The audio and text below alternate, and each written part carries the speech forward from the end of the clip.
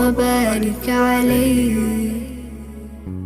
نفسي أشوفك في المنام يا رسول الله، وابكي على كتفك وانام يا حبيب الله، وانا شرف لقى صحبتك وخطي في صفوف أمتك واتحامى فيك.